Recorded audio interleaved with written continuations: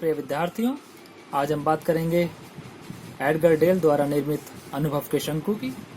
अनुभव का शंकु, जिसे कि अंग्रेजी में कोन ऑफ एक्सपीरियंस के नाम से भी जाना जाता है। एडगर डेल ने अपने शंकु के माध्यम से, अनुभव के शंकु के माध्यम से शिक्षण सहायक सामग्री हमारे शिक्षण अधिगम पर किस प्रकार प्रभाव डालती है, इस पर प्रकाश डाला है। इन्होंने अपने अनुभव के शंकु के माध्यम से शिक्षा तकनीकी के प्रयोग को बहुत ही ठोस मनोवैज्ञानिक आधार प्रदान करने का प्रयास किया है।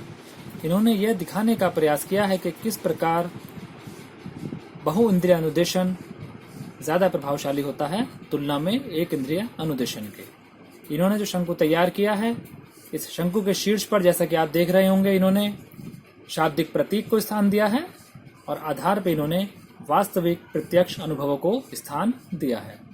यहाँ एरो के माध्यम से ये दिखाने का प्रयास करते हैं कि नीचे से शीर्ष की ओर, यानी कि आधार से शीर्ष की ओर बढ़ने पर अप्रत्यक्ष अमूर्त अनुभव बढ़ता चला जाता है और इसी प्रकार शीर्ष से आधार की ओर आने पर प्रत्यक्ष मूर्त अनुभव बढ़ता चला जाता है।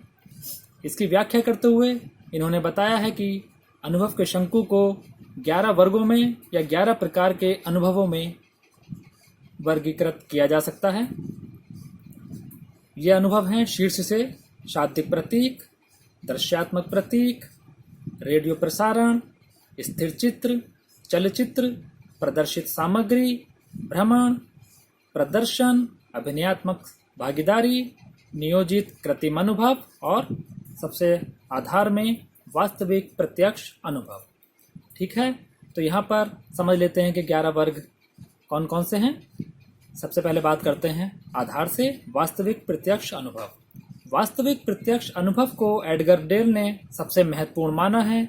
शिक्षण अधिगम की प्रक्रिया में वास्तविक प्रत्यक्ष अनुभव सर्वाधिक महत्वपूर्ण भूमिका निभाते हैं तथा सर्वाधिक प्रभावशाली होते हैं।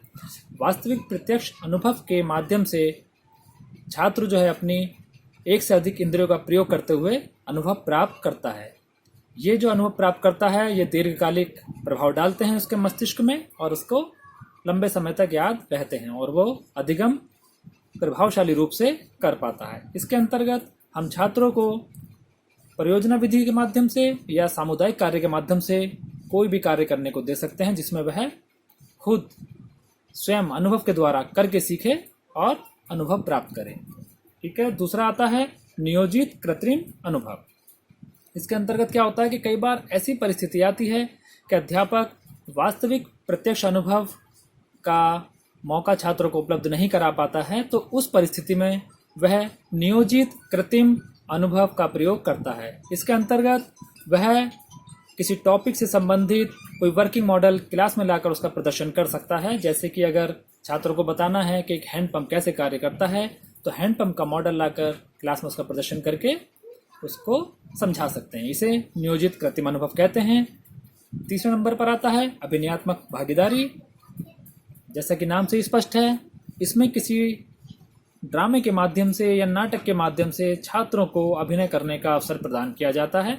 कोई भी नाटक हो सकता है, चाहे वह हरिश्चंद्र के ऊपर हो, रामायण के ऊपर हो, महाभारत के ऊपर हो, जिसमें छात्रों को अभिनय करने का अनुभव प्राप्त होता है।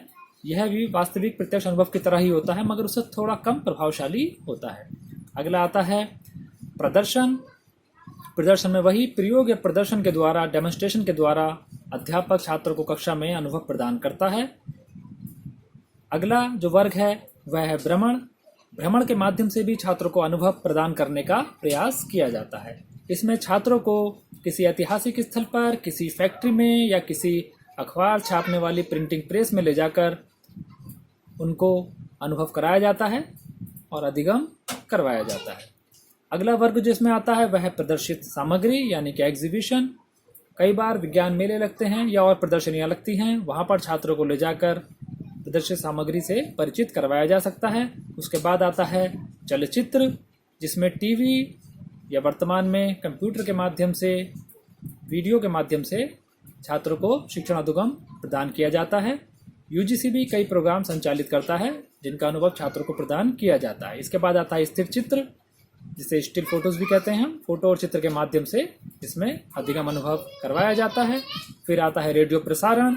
रेडियो प्रसारण, शैक्षिक प्रसारण कई बार कराता है यूजीसी, और हम ऑडियो के माध्यम से भी छात्रों को अधिगम अनुभव प्रदान करते हैं। उसके बाद आता है दृश्यात्मक प्रतीक, इसमें भी चित्र आ जाते हैं, और साथ ही ब्लैक बोर्ड पर हम जो कार्य करते हैं वह सब आ जाता है। और अंत में आता है शाब्दिक प्रतीक, यानी कि मौखिक रूप से हम जो व्याख्यान देते हैं छात्रों को कक्षा में, वो शाब्दिक प्रतीक होता है। तो यहाँ पर शाब्दिक प्रतीक को एडगर डेल ने शीर्ष स्थान प्रदान किया है और वास्तविक प्रत्यक्ष अनुभव को आधार प्रदान किया है।